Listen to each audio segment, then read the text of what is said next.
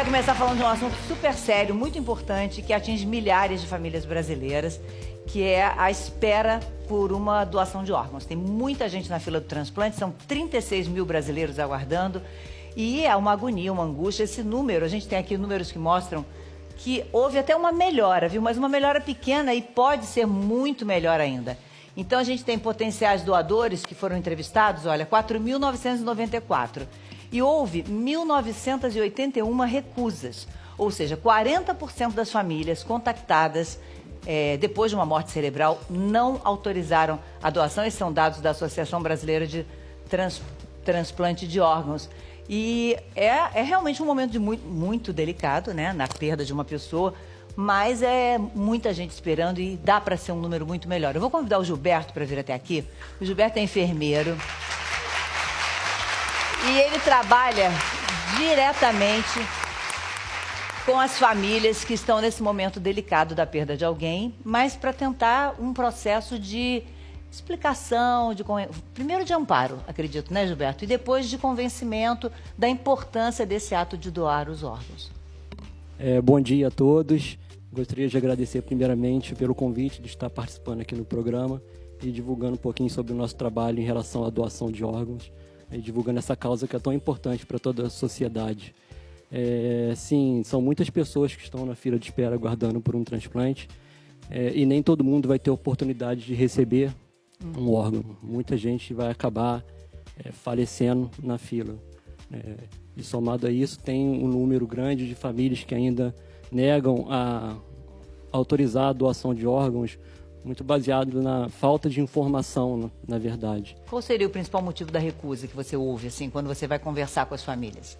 Então, geralmente, tem muitos mitos que circundam esse processo da doação de órgãos, né? Então, isso acaba atrapalhando o nosso trabalho. Então, a questão, às vezes, alguma família tem a questão do corpo ficar deformado após a cirurgia da captação de órgãos, um dos principais motivos. Um medo dessa família de ver durante... Aquela questão do corpo deformado, mas isso é um mito, né? O procedimento da captação de órgãos é um procedimento totalmente seguro. Por lei, a gente tem que entregar esse corpo condignamente para a família, né? Não fica nada deformado. É uma cirurgia como qualquer outra, uma incisão cirúrgica normal. Os órgãos que estão viáveis para transplante, eles são retirados e o corpo é recomposto condignamente e entregue para a família. Agora, como é que você se aproxima de uma família que está num momento como esse, de tanta dor por ter perdido uma pessoa, e fala da doação, né? Como é que é essa aproximação? É difícil, né? Você teve algum tipo de treinamento para você conseguir fazer isso? Sim, nós precisamos ser bem capacitados, bem treinados, né? Não é qualquer pessoa que pode estar fazendo esse contato com a família, essa entrevista familiar. Porque é uma situação muito delicada, muito difícil. A gente está do lado do processo, o processo tem dois lados. O lado do transplante são as pessoas que estão aguardando na fila, e eu trabalho no lado da doação de órgãos. Eu estou trabalhando diretamente com as pessoas que estão perdendo seus entes queridos. A gente está trabalhando diretamente, muito de perto com a morte. Com a dor, né? Com a dor.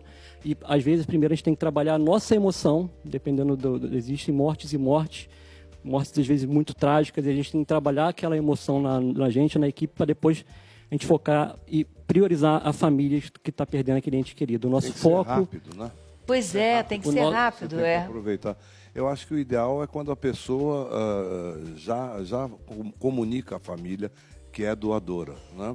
Então aí a família sabe que tem que seguir aquele... Pelo menos respeitar. Desejo da pessoa, né? Agora, Fagundes, será que não é porque a gente fala muito pouco de morte? A gente nasce sabendo que vai morrer. O tempo todo, né? Mas a gente não conversa sobre isso. Não conversa. Né? Parece que tem um certo tabu de se falar sobre... Morte e velhice, né? Velhice, né? A velhice vai chegar. O Goethe tem uma frase que sempre me surpreendeu. Ele dizia que a velhice nos pega de surpresa. Como, né? A gente sabe que ou vai morrer ou vai envelhecer. Né? E depois de envelhecer vai morrer. Então, eu acho que era bom a pessoa que é doadora, né, já comunicar à família para não ter esse constrangimento. Realmente deve ser muito difícil para você, ali na hora, a pessoa acabou de perder um ente querido, e falar sobre isso, né? Vocês já conversaram, por exemplo, na casa de vocês, sobre se gostaria de ser um doador ou não? Bom dia a todos. Eu, desde criança, de um jeito ou de outro, essa questão de falar sobre morte é uma coisa que sempre esteve presente na minha vida mesmo, falar sobre morte. Isso para mim é o grande diferencial. Você falou uma coisa maravilhosa, que é a gente falar sobre essa possibilidade e, mais do que isso, disso virar saúde pública. De alguma forma, independente das religiões, isso ser um assunto laico, onde você educa as crianças até que a gente crie órgãos, porque isso já está acontecendo, né? Gere órgãos para substituição, até que isso aconteça, que a tecnologia nos permita isso. Até lá, vamos educar as crianças da gente, as famílias da gente, a naturalmente a gente ceder os órgãos quando a gente passa dessa para outra. Aí vai todo mundo já crescendo com essa expectativa de um dia ser convidado a isso, não o susto que leva quando ele chega, meu Deus, sai daqui, o que a gente está fazendo aqui? Quando eu penso em doação, eu nunca penso em morte. Eu sempre penso em renovação, em uma outra possibilidade de você, inclusive, sentir aquela pessoa que está partindo ainda perto de você. Eu crio o meu filho falando sobre morte o tempo todo. Eu digo a ele, às vezes, inclusive, até para educar, uso isso como argumento, eu digo, você precisa saber fazer as coisas, que eu não vou estar aqui para sempre, eu vou morrer. Entendeu? Então, assim, isso, inclusive, me estimula. É o instrumento que eu tenho para educar ele, porque ele não vai poder depender de mim o tempo todo. E a gente conversa sobre isso, por exemplo, eu já falei com ele, se um dia acontecer alguma coisa com a mamãe, aí eu explico pra ele, né? Você tem que saber a senha do meu cartão pra comprar um caixão pra mim. Porque, assim, outras pessoas vão poder, assim, e, infelizmente é algo muito duro, mas, assim, eu ensino ele a lidar com essas coisas. Tem que saber a senha do cartão de mamãe.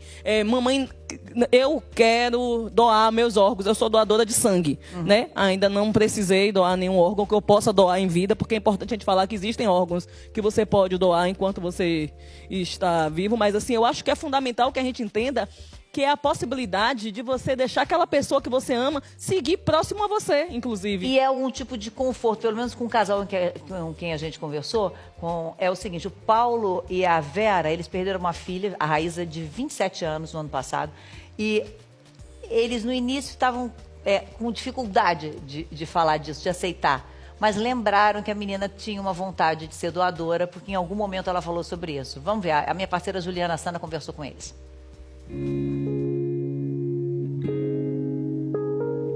Doar os órgãos da filha que faleceu aos 27 anos foi a decisão mais difícil da vida da Vera e do Paulo.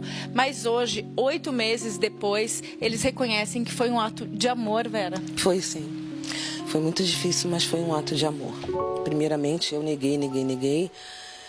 Nessa hora que eu lembrei que era um desejo dela, aí eu disse sim.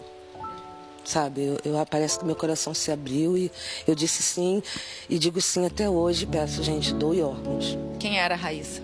A Raíza era uma menina de 27 anos, biomédica, pós-graduada, que estava montando a sua própria clínica. Nós fomos a uma festa de família, na família dele. Foi a última festa que a Raíza foi. Ela foi dormir na casa do namorado. Ele me liga e disse, tia, vem pra cá que a Raíza desmaiou. Eu, pra cá pra onde? Salgado Filho. Quando eu cheguei lá, o neuro já estava saindo. E eu perguntei a ele, o que houve? Ele, sua filha teve um aneurisma rompido. Eu, como assim? A gente não sabia nem que ela tinha aneurisma. Foi um choque, foi um trauma, foi uma coisa surreal. Fez testes, enfiou agulha no pé. Ela já estava com morte cerebral total. Aí doamos os órgãos da Raíza para que outras pessoas tenham vida. Como é que você se sentiu no momento que vocês tomaram a decisão de doar os órgãos? Feliz, grato por eu poder fazer esse gesto. Eu não consigo, ela consegue.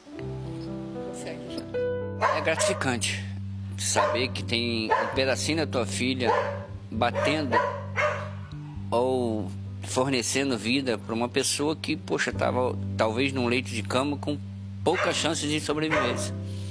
Então é isso que torna a gente a ter esse carinho por ter doado todas as partes que foi possível doar, né? E doem, façam o que vocês puderem, porque nada mais justo do que a gente fazer alguém ser feliz. Você acha que a Raíssa está orgulhosa pela decisão que vocês tomaram? Com certeza. Com certeza, além de ser um desejo dela, acho que ela viu que a gente teve força. Mesmo que na hora seja confuso, tá doendo, seja desesperador, depois você vai parar e vai raciocinar que o teu ente querido vive em outro ser humano. Digam sim, doem órgãos, porque depois vai ser até um motivo de conforto para aquela tua dor.